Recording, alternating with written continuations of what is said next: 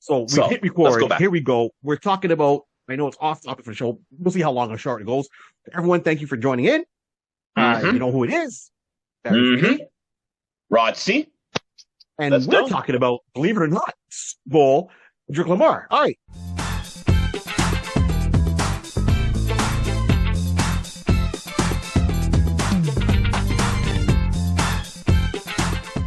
On what you were saying before, let's rehash some of that and, and make Yes. this, go on. What was your point here? So as a 100%. DJ, because now you're talking as a DJ, you're making a point. Go on. Yeah. Listen, I'm gonna try to get back to what we were talking about earlier, but I'm going to Yeah. just say as a DJ, for me, yes, he's a great artist. No, I'm not doubting his style, his flow, him as an artist, his creativity. No, no, I'm not even doubting none of that. He's a phenomenal artist. He's a great rapper. I mean, he's a great lyricist and everything along that line. Yeah. Personally, for me, personally for me, Mm. I like him, but I've never really gravitated to him. Like Mm. he has songs, he has hits, and it's not denying that he has hits. He has hits. He has hits. Just me. It's just like it wasn't always one that I would like. I know I can drop it and it will make a play. I just personally it's not my and this is me and before people going crazy, I'm not hating. Far from it. Far from it. I'm Right. not hating. I'm just saying, for me, it wasn't it for me. Like, there's certain people, certain artists, you respect and they're out there. Great. He's good. I'm not doubting that. Right. For So me, I just don't, yeah, I don't run that. So you'll play the song for the people, I'll play but for it, but you personally, it's yeah. Right. Okay. yeah, but I'm like saying it's like I can start making myself sound like an old head and stuff along that line. Like he has songs. Unless I hear it and realize as a Kendrick with a scissor or Kendrick with you know what I mean with another artist, then Yeah. it's gonna like right. Unless I hear it. And again, and it's because of me. I don't play it as often as I should. It's not at the forefront of my mind. And that's why. For me, it's just a recollection type of play. Okay. That's the type of Gotcha. person I play. So that's Right. how I So. am. So because I don't hear it, I hear it. Mm. But I don't say go and I say I will start with a Kendrick. I will play a Kendrick in the middle. I will play a Kendrick at the end. It's not in my foresight because I play hip hop, R&B, reggae, soca, dance hall, and everything like that. So if I'm not in that pocket, I Yeah. don't play Yeah. that pocket that often. So that's the reason why for me. Okay. So I got what you're saying. So everybody, if you can catch on, right now we're talking about Kendrick Lamar Super Bowl performance. A lot of people either liked it, a lot of people didn't like it. Some people are saying, okay, everyone has their own opinions, and it's a hot take right now on this one. And yeah, here, okay, so here's my question. So as Rod, as a DJ, and me as a dancer, right? Forget the comic book thing for half a second here. I like mhm, the beat, like that's fun to dance on, right? Like I hear that beat, dun dun dun dun. I'm like, okay, that yeah, a lot yeah. of breakdown. I get that. As a performance, I get the symbolism and everything he was putting on there. But here's a question: Are we? You hit it up before. Are we hit an age where it's like the VCR is blinking 12? Are we getting too old to appreciate what's happening? Because rap has evolved from when it started, when we jumped on it, brought it into it, and how it's evolved now.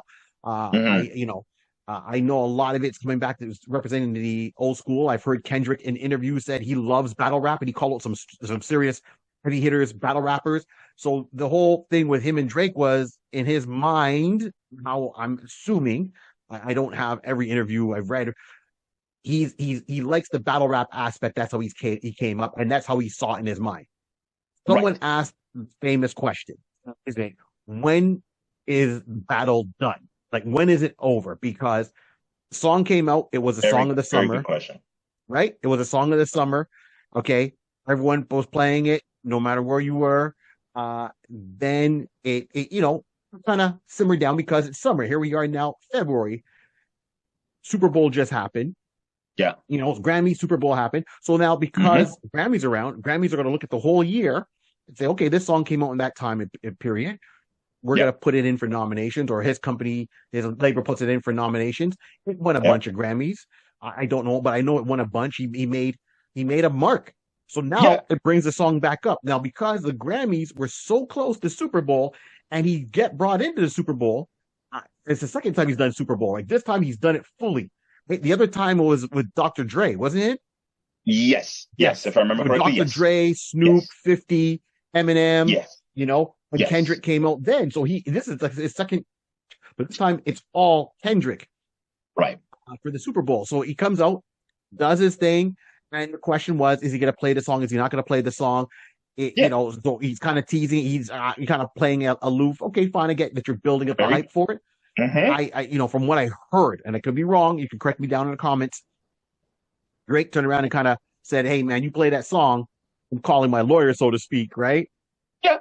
And Rod, you said it really good before. It's like at this point, he's just doing it. He made his money. He's made his point.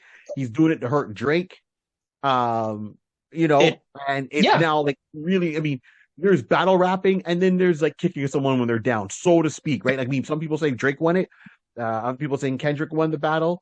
I'm not saying who won or whatever. That's my thing. It's just, and this is going back to battle rules, right? Like, let's look at the battle rappers we've known in the past. And I'll let you see your point.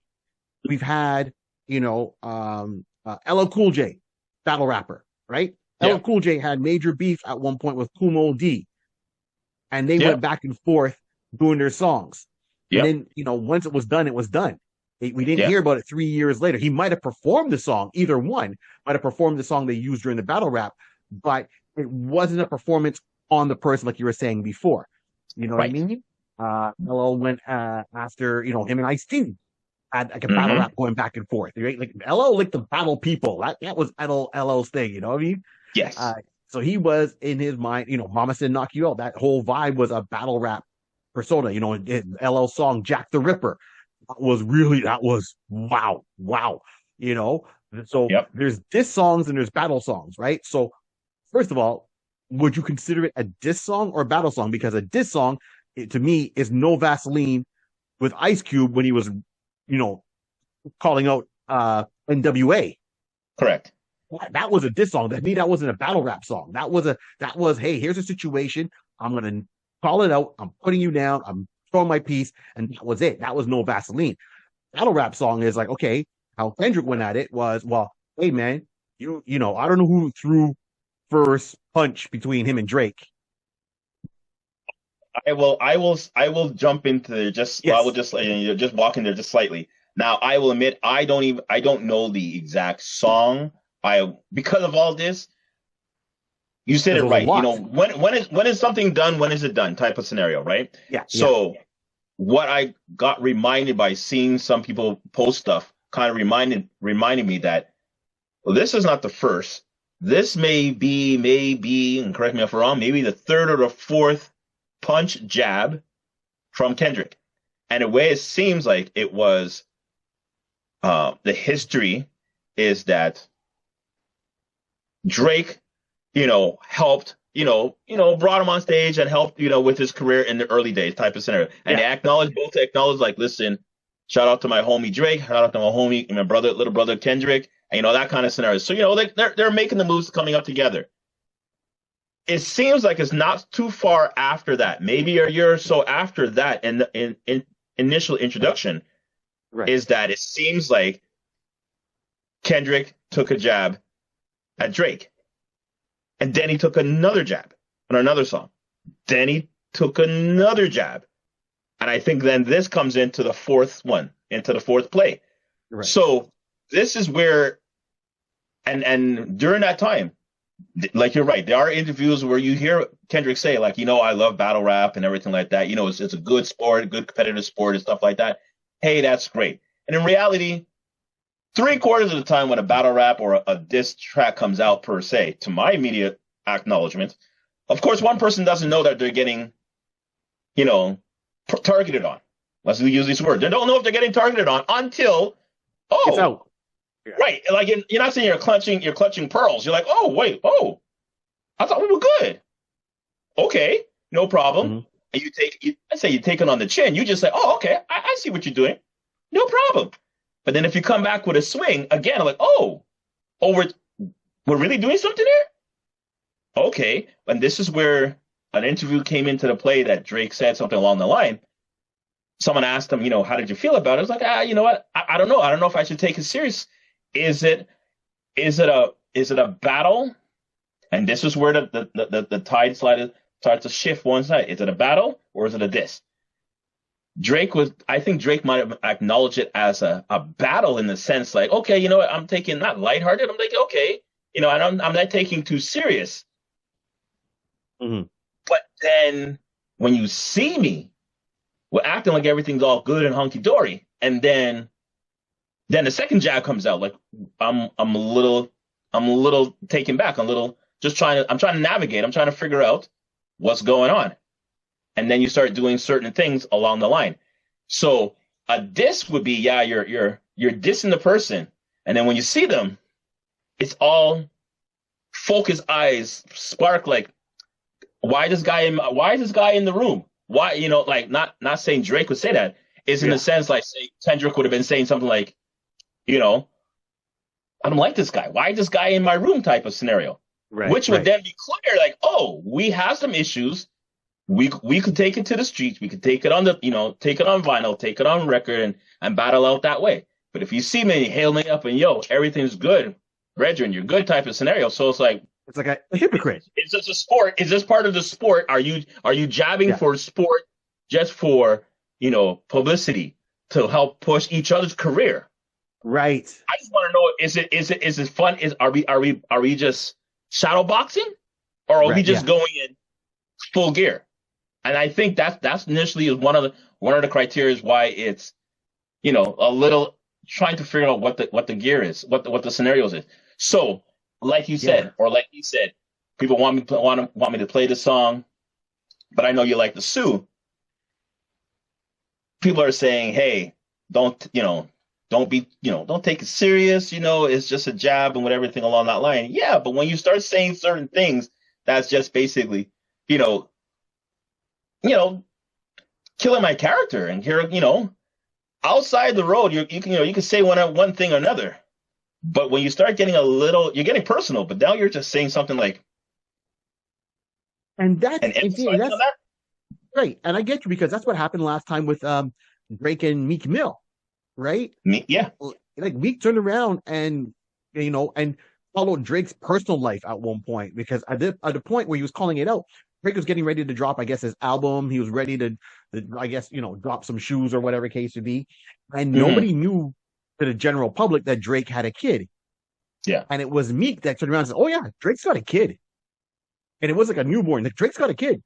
What do you mean? Drake's got a kid. Okay? Yeah, this is his son's name. And Meek put it out there before Drake released it to the public. Wait, was that Meek? Was that Meek or Pusha T? That might have been Pusha T. My bad. Pusha T. It was Pusha T who did that one. So Pusha T went and put it out there.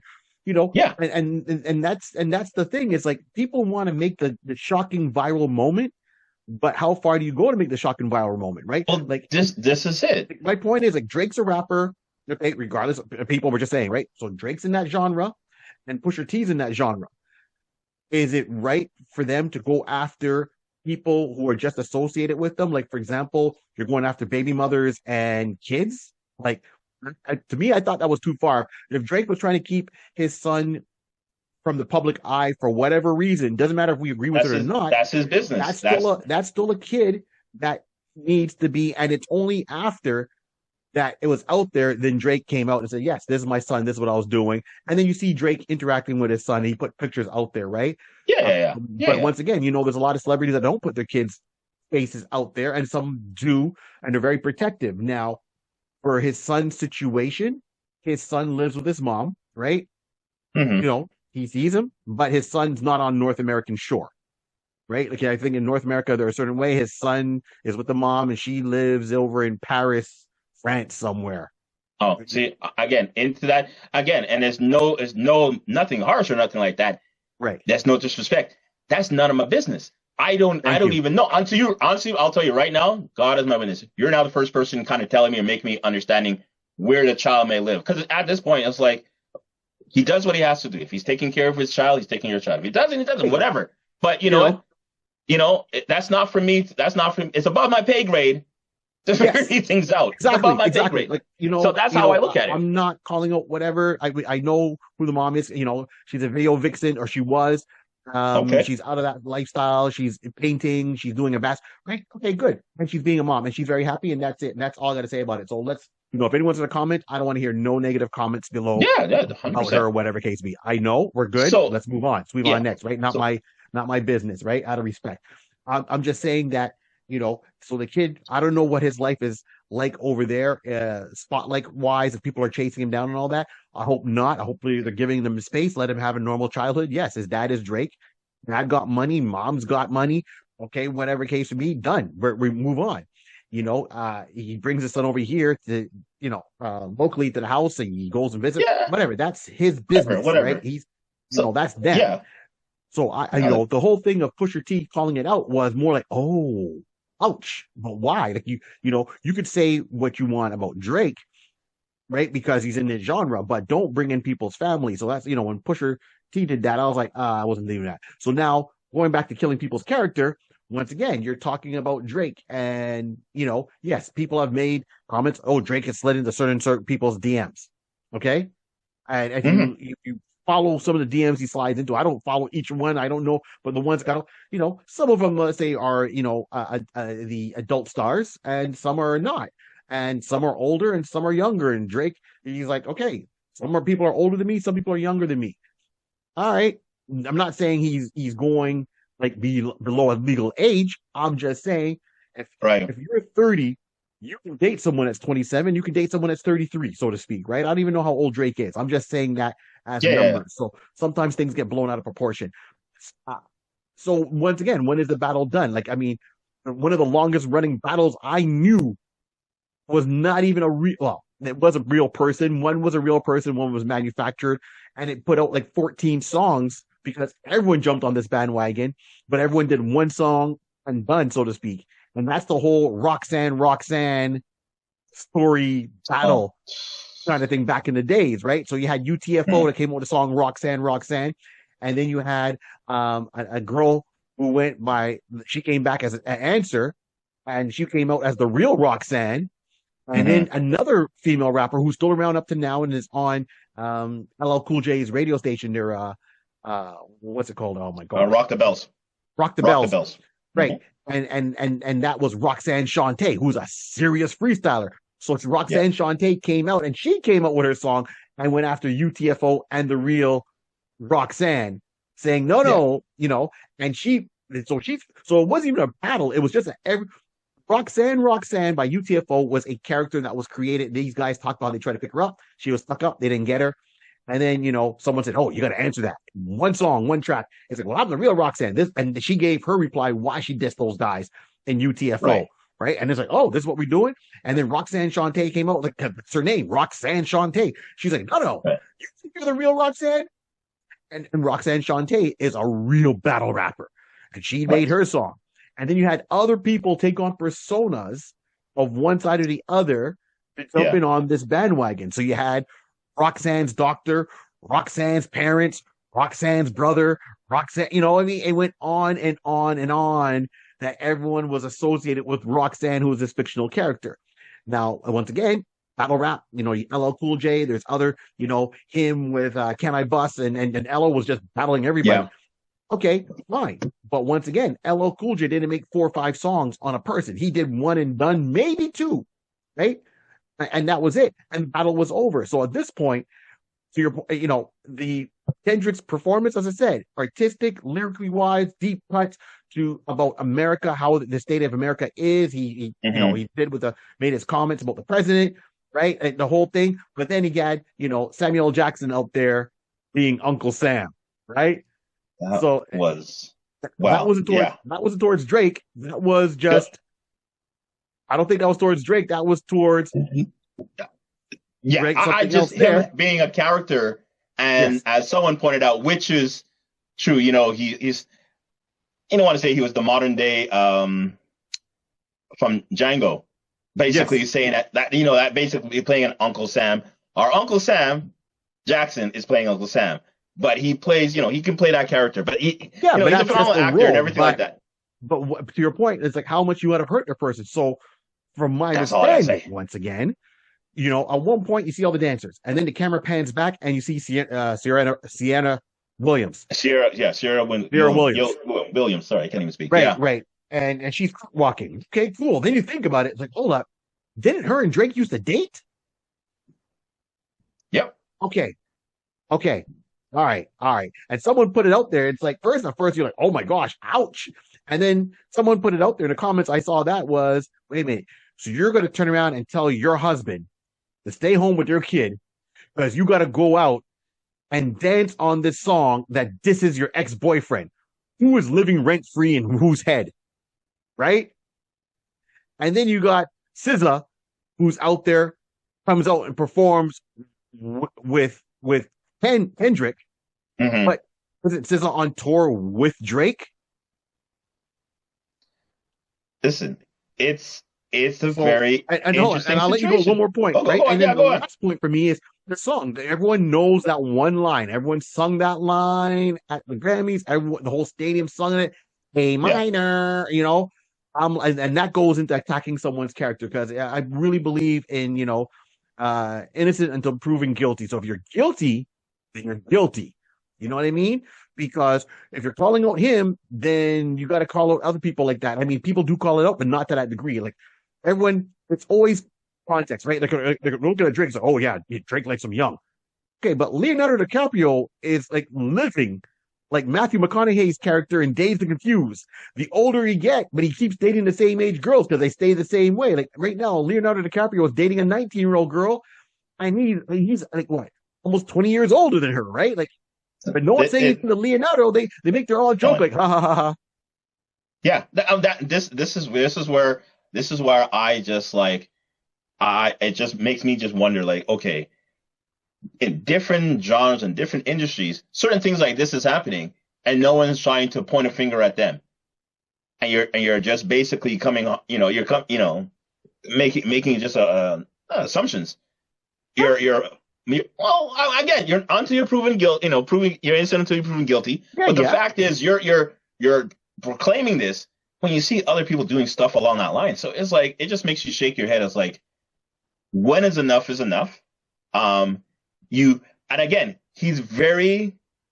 someone said he's very diabolical, Kendrick. Yeah, because he likes to play with your mind. He like when he went to the awards. I don't know if you realized when he won the Grammys the week before. The outfit that he's wearing, Canadian tuxedo,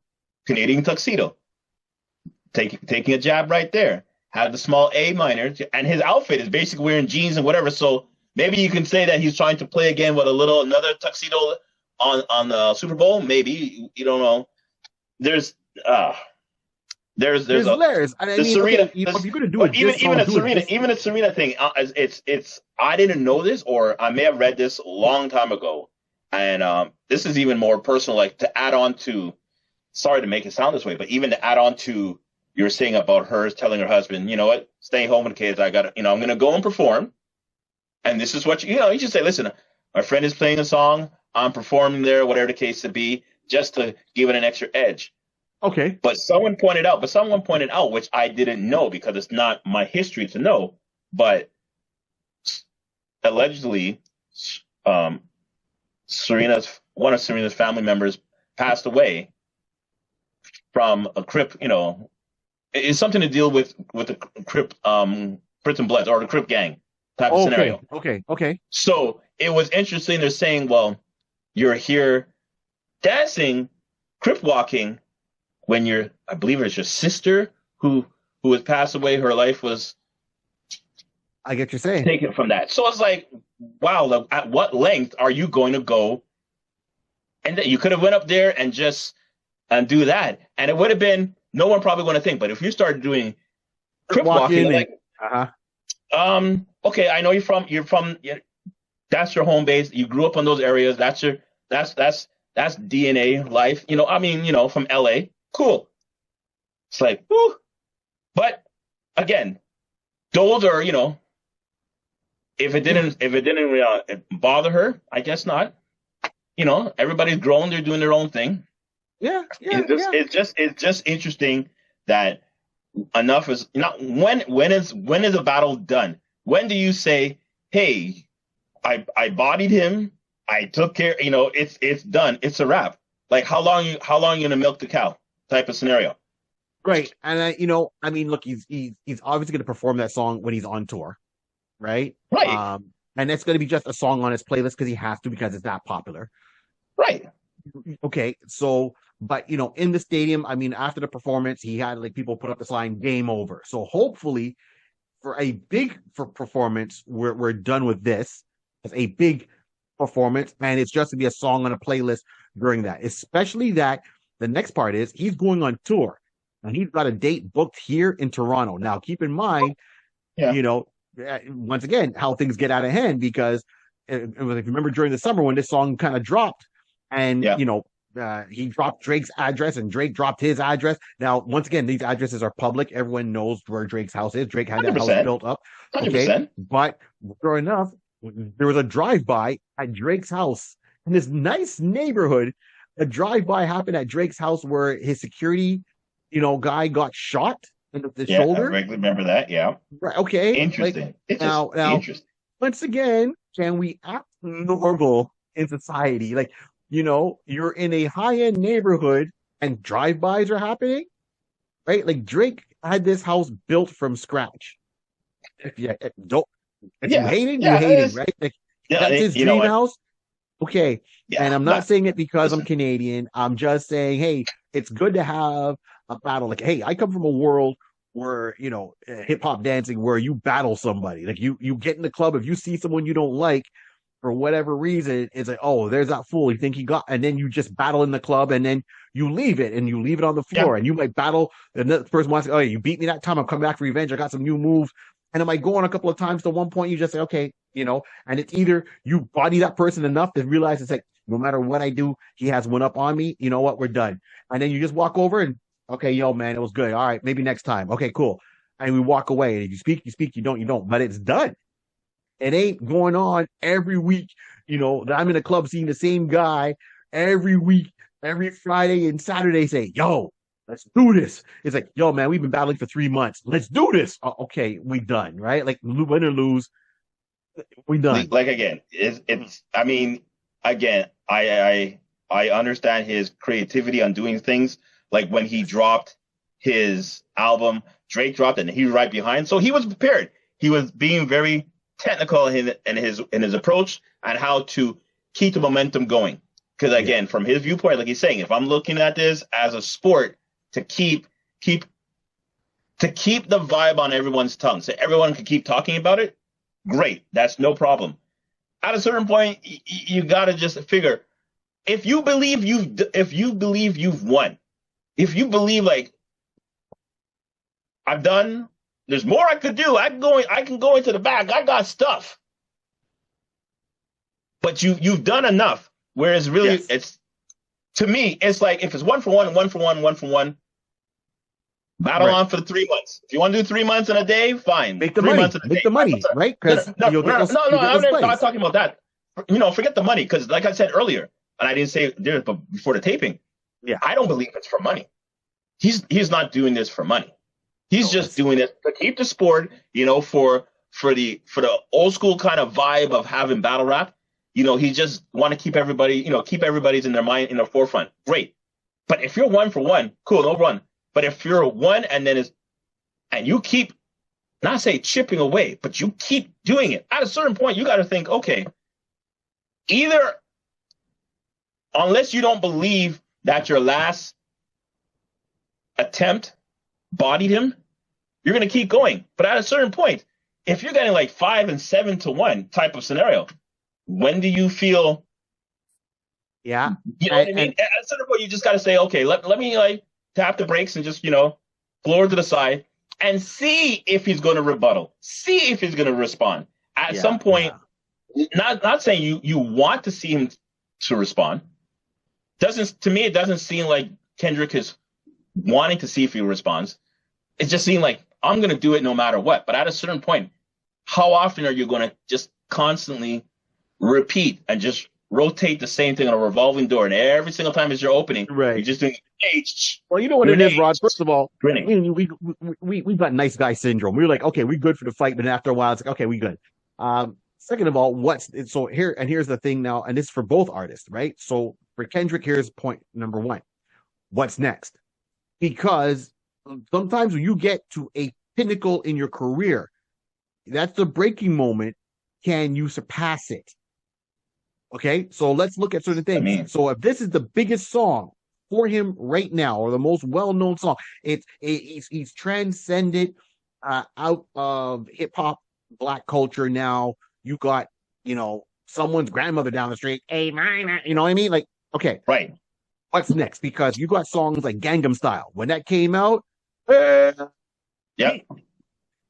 the song, and the artist couldn't. He's done songs after that, but he couldn't get to that level. Okay, right. Not saying he's a one-hit wonder because he's had songs before, but that's the one that crossed over worldwide appeal.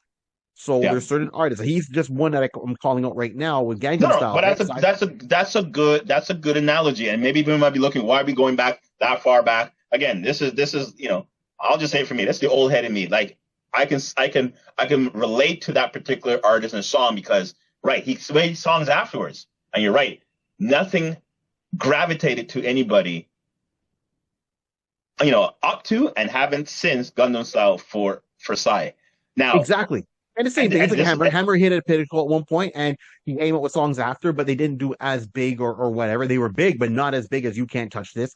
Even though that is, out of all the Hammer songs, that's not the top 5 for me. Or maybe it's my top 5, but it's not the top 3, right? Let's put it that way.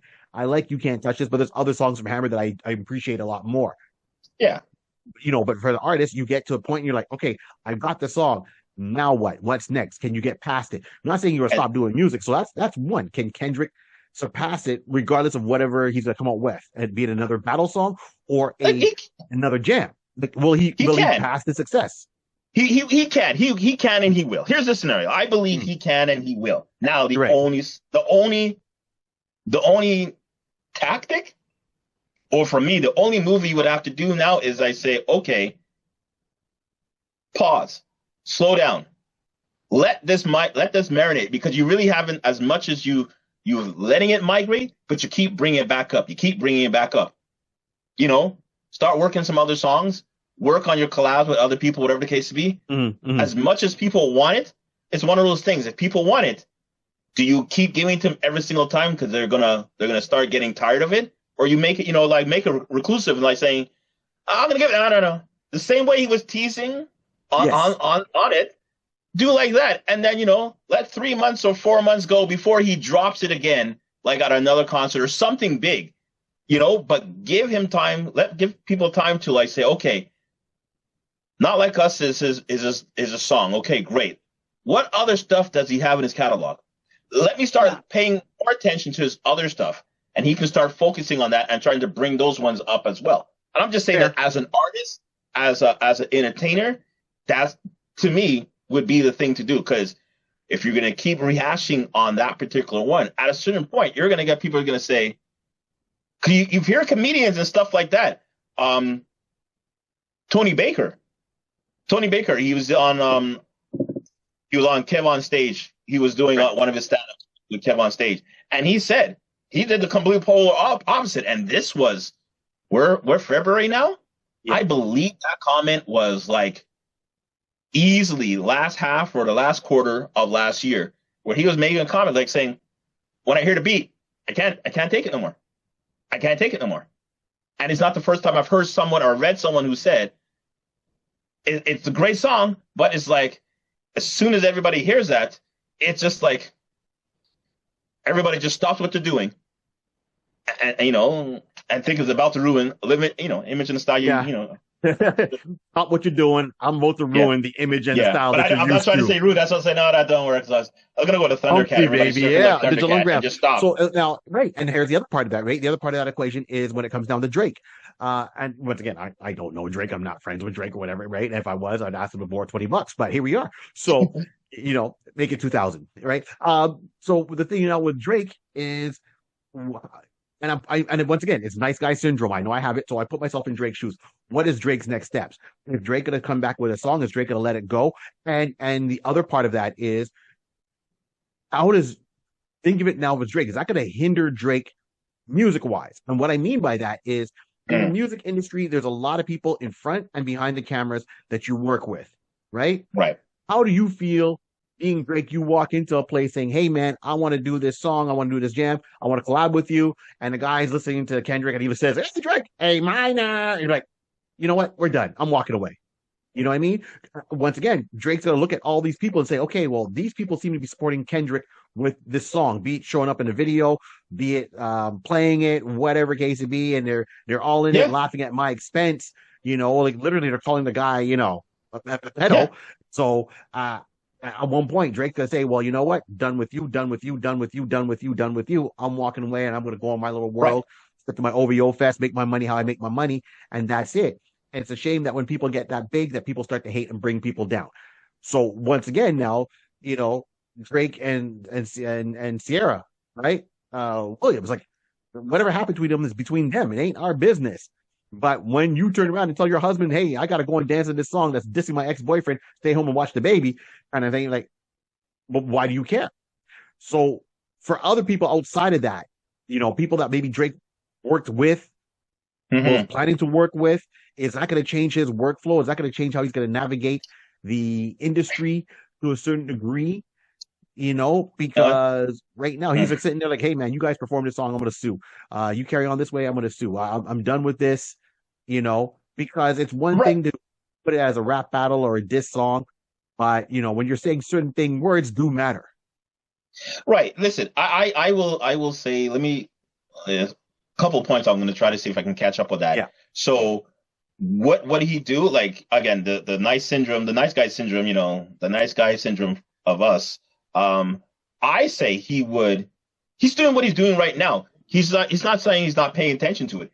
To me, he's just like, okay, if these are the people I'm supposed to be collaborating with, and they're going to be conducting themselves in that way, all right, we will come back.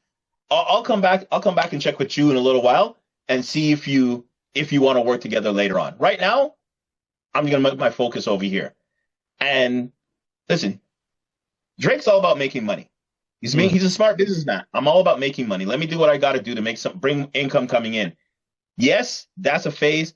Every artist has to have gone through something, not as not as the context of it definitely probably won't be as intense as it was with him. But you're going to have people who are going to hate, who's going to come against you, who's going to try Yeah, to slow down your creativity, your brand, and everything along that line. So I'm sure every artist at some point in their time has come across that. So absolutely. what I would say, what he's doing is like, okay, you know what? I'm just gonna let me just regroup and just figure out my next move. And I thought I heard something, I thought I read something real quickly that I think it's 26. I think it's supposed to be a world soccer, like World Cup, like soccer World Cup. Mm. Believe if I saw it right, I was just running fast, and I came across it real quick. I just saw the title and I had to, moved on. But I think he has the halftime. I think the first ever World Soccer World Cup show. He's headlining that. Oh, Right. well, hopefully people don't go stupid and just go there and then just boom when he hits the stage, because that would really suck. So, Yeah, you know, but I'm just saying his mind is now thinking, okay, you know what? I got to think ahead. What's next?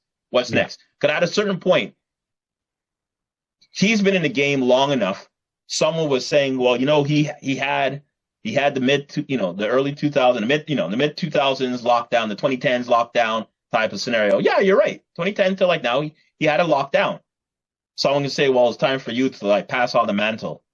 Yeah, everybody has their opinion on that.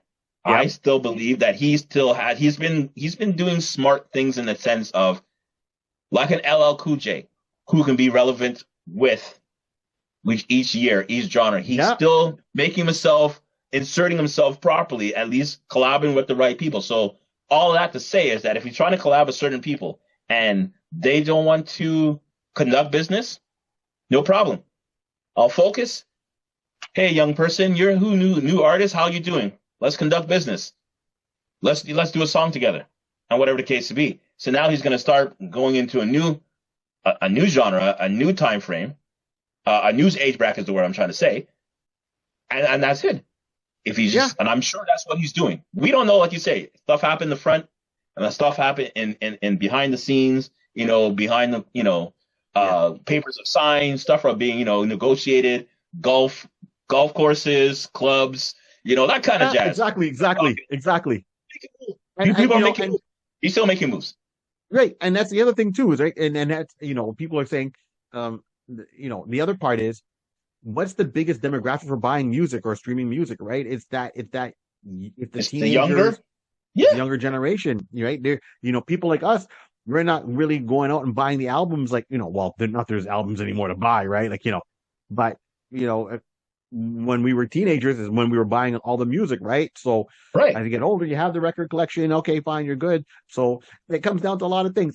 That's it. There's a lot of stuff to say. We can go on some more, but just behind the cover, because at times on this channel, people, we do talk about music. I mean, look, turn around. We talked about Brian Tyler when is it Brian Tyler? Yeah, Brian Taylor, who did the Formula One theme. Right, because I'm all into it. So I know Hamilton has gone now to Ferrari. All right, we'll see how that works out for the season 2025 starting off soon. So I know Drive to Survive coming out March 7th. I'm looking forward to that. And we watch the season and see where it's going. So, and then you've heard the two of us every episode. We're always dropping musical hints or comments or lyrics here and there just for the fun of it. And I torment Rod with Saturday Love by Sherelle and Alexander O'Neal because it's the best song ever. I can't complain. Can't argue that. I'm just saying. That's right. I can't argue that. He knows better than argue that because I'll Hulk Hogan in that moment, right? That come at me, bro.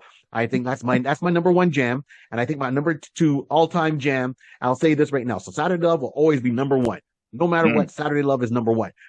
Number two, I would say this is Canned Heat by Jamiroquai. That's my other jam. That's okay. I think that's right. Okay, right. So since we're talking music, I'll put this up. And I said number three, the one song that I can play over and over again. And it's a toss up. Depends on my mood. So it's either Jungle Brothers, I'll House You, or Chubb Rock, Treat 'Em Right. Treat 'Em Right. Right. I'll Treat 'Em Right comes on. You drop that song like it just came out the day before, right? It's like fine wine. That still works. You throw on Chubb Rock, man. Let me tell you something. Treat 'Em Right. That the whole floor. I don't care if you 20, 70, man. Get the cane with your good hip. And go Treat 'Em Right. Those are songs that what makes me groove. There we go. Gangster by Belle Biv DeVoe, even though it was never on the album, was just a single. I'll get me up there and grooving, man.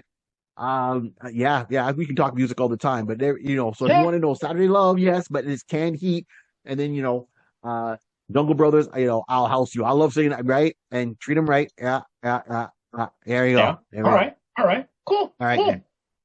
Listen. Again, we talk about music and stuff, occasionally and stuff along that line. Listen, we love music, expect the unexpected, as I always say when I play, expect the unexpected with your boy Rod C. And this is it. You came in here and expected one thing, and I'm sure you saw the title and I'm so confused. Is that title associated? Yes, that title's associated to this. It still works. It still works. Listen, I'm gonna make a little declaration, or at least make a quick announcement. Do it. If you're in the Toronto area, if you're gonna be in the Brampton area on February 28th, Friday, February 28th, Calypso Hut. Yours truly and a couple of guys, we're gonna be running What's in My Crate. So yeah, I'm doing What's in My Crate live. So tickets are available on Eventbrite. $10.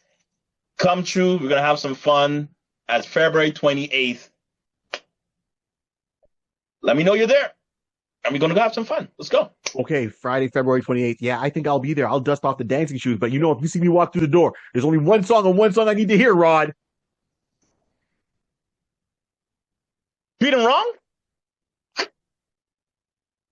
I will cut you down. No, that's sorry. I will cut you down to the white meat with a spoon. I will literally walk in for one song. I will stand in the middle of this. I will walk into the Calypso Hut, stand in the middle of the dance floor until I hear my jam, dance to my jam, and leave. That would be hilarious. You're going to walk in, someone else is playing. I'd be like, yeah, everybody's good. Everybody good. Who's that guy in the middle of the floor just standing there? What do you mean the guy standing there like, oh, snap. I got to play. Give me a few seconds, man. Let me just log in. Let me plug in, man. Let me plug in. Just let me plug in one song, guys. Let me plug in one song. That's it. All right, you can go. All right. and walk out. That's it. That's all it is. All right, I'll drive all the way there from Hamilton all the way there just to hear one jam live. Okay, cool. On that note, everyone, thank you for tuning in. Like, subscribe, and share. Don't let the show be a secret. And remember, this whole world was started by a pencil, a piece of paper, and a lots of imagination. And sometimes a rap. Thank you very much. And keep the needle on the record. Hit it. Let's go. Feel the vibe.